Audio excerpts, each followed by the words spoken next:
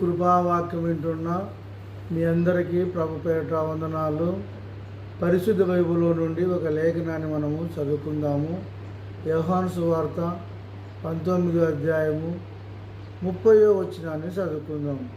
యేసు ఆ సిరక పుచ్చుకొని సమాప్తమైనదనియు చెప్పి తల వంచి ఆత్మను అప్పగించెను. యేసుక్రీస్తు కలవరి శిలువలో 6వ మాట మనము ఈరోజు వింటున్నాం. ఈ మాట ఒక్కసారి మనం జ్ఞాపకం చేసుకున్నట్టయితే సమాప్తము అయినది.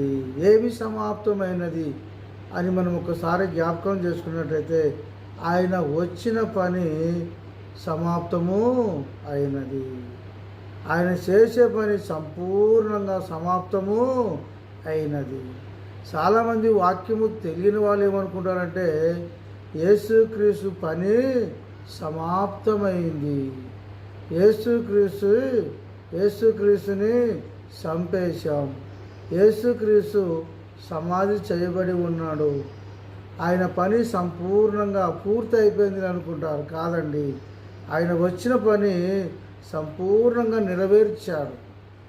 ఆయన వచ్చిన పని సంపూర్ణంగా విజయం పొందాడు. అందుకే ఆయన అంటున్నాడు, నా పని సంపూర్ణంగా సమాప్తము చేసి ఉన్నాను అంటున్నాడు. ఏదైనా ఒక పని మనం చేయబట్టుకున్నట్టయితే ఆ పని సంపూర్ణంగా పూర్తి అయిందనంటే అయ్యో ఈ పని అంతా నేను పూర్తి చేశాను, నేను విజయం పొందాము అంటాం దాంట్లో. అలాగనే యేసుక్రీస్తు చేసిన పని సంపూర్ణంగా పూర్తిగా చేసి ఉన్నాడు. అందుకే సమాప్తమైంది అంటూ ఉన్నాడు.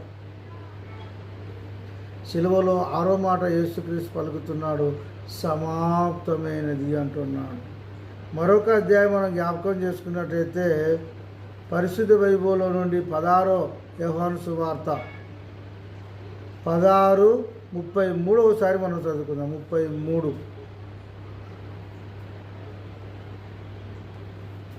లాస్ట్ వచనం. నా యందు మీకు సమాధానము కలుగునట్టు ఈ మాటలు మీతో చెప్పుతున్నాను. లోకంలో మీకు శ్రమ కలుగును, అయినను మీరు ధైర్యము తెచ్చుకోండి, నేను లోకమును జయించి ఉన్నాను. మొదటి మాట మనం జ్ఞాపకం చేసుకున్నట్టయితే నా యందు మీకు సమాధానము కలుగునట్టు. యేసుక్రీస్తు సమాప్తమైందన్నాడు. అందువలన మనకి ఏం కలిగిందంటే సమాధానము కలిగింది. సమాధానం. ఇంతకుముందు మనకి రక్షణ లేదు. యేసుక్రీస్తు కలవరి శిలువలో ఆయన మరణించడం వలన, ఆయన పని సమాప్తము చేసినందున మనకి ఏం కలిగిందంటే సమాధానము కలిగింది. అక్కడే మరొక మాట, కింద మాట మనం జ్ఞాపకం చేసుకున్నట్టయితే లోకములో మీకు శ్రమ కలుగును. యేసుక్రీస్తుకి ఎలాగైతే శ్రమ కలిగిందో మీకు కూడా శ్రమ కలుగును అంటూ ఉన్నాడు. యేసుక్రీస్తు ఎన్ని శ్రమలు అనుభవించాడండి మన కొరకు. అలాగే ఆయన నమ్ముకున్న మనకు కూడా శ్రమలు వస్తాయి. ఒక రోగం వలన శ్రమ వస్తుంది, ఒక శరీరం వలన శోధన వస్తుంది, పిల్లల వలన మనకి శ్రమలు వస్తాయి. ఎన్నో రకరకాలుగా మనకి శ్రమలు కలుగుతాయి లోకంలో. ఆయనను మనం ఏం చేయాలి చెప్పండి? ధైర్యము తెచ్చుకోమంటున్నాడు దేవుడు. ధైర్యము తెచ్చుకోమంటున్నాడు. ఆయనను మీరు ధైర్యముగా ఉండండి అంటున్నాడు. మనం ధైర్యము కలిగి మనం ఉండాలి. యేసుక్రీస్తు కింద అంటున్నాడు, నేను లోకమును జయించి ఉన్నాను, మీరు జయించి ఉండండి. యేసు ప్రభు సిలువను జయించాడు, మరణాన్ని జయించాడు, శ్రమలను జయించాడు, ఆయన శత్రువులను కూడా జయించాడు, ఆయన విజయము పొందాడు, సమాప్తమైనదని చెప్పాడు. ఆయన వచ్చిన పని సంపూర్ణంగా జయప్రదముగా చేశాడు.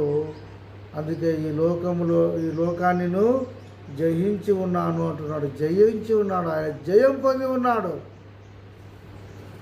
లోకంలో యేసుక్రీస్తు జయించినట్టు, జయం పొందినట్టు నీవు కూడా జయము పొందాలని దేవుని యొక్క వాక్యం సెలవిస్తుంది.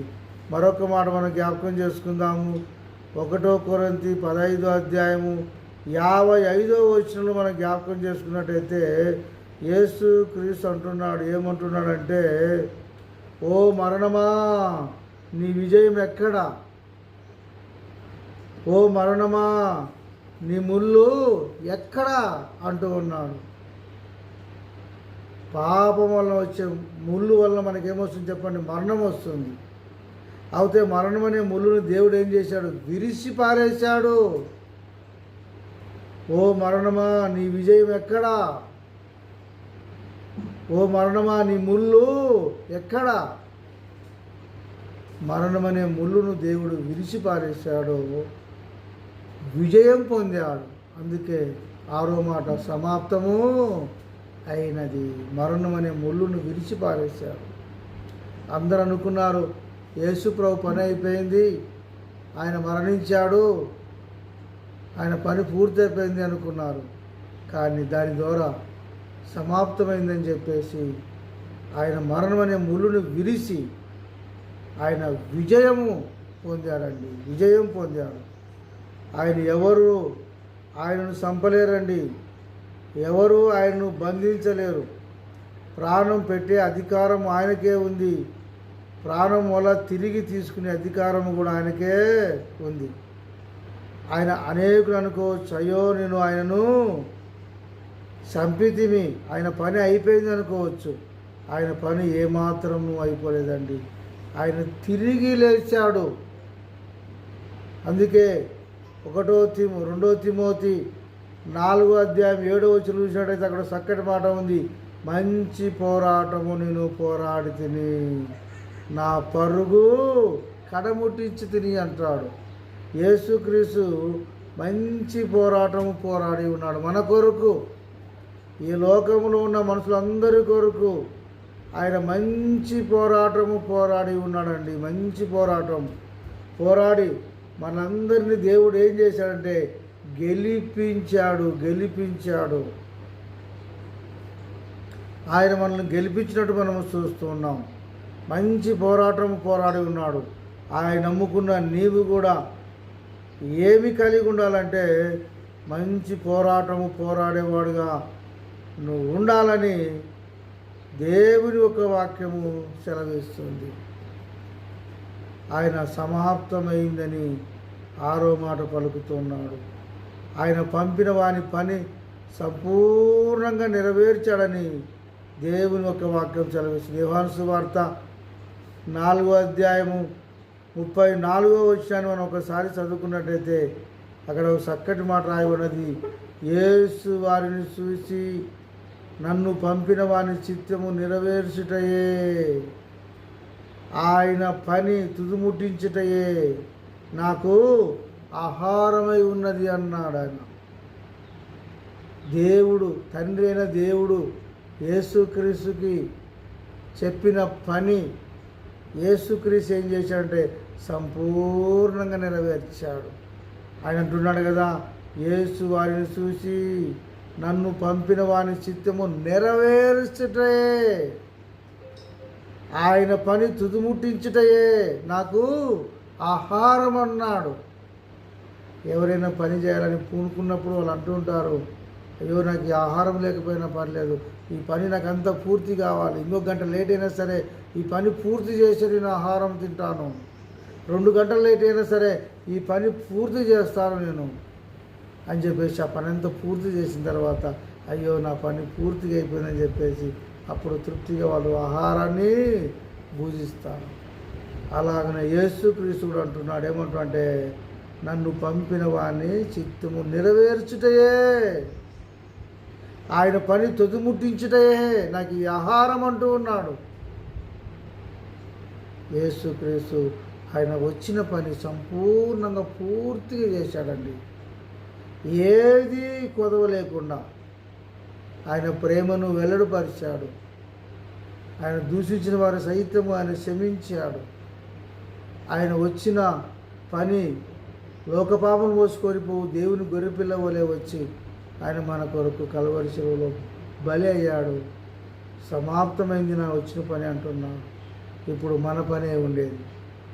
యేసుక్రీస్తు నిజమైన దేవుడని మనం ఒప్పుకున్నట్టయితే, యేసుక్రీస్తు నా కొరకే మరణించి సమాధి చేయబడి ఆయన తిరిగి లేచాడని మన హృదయం విశ్వాసం ఉంచితే చాలు, మనం రక్షణ పొందుతాము.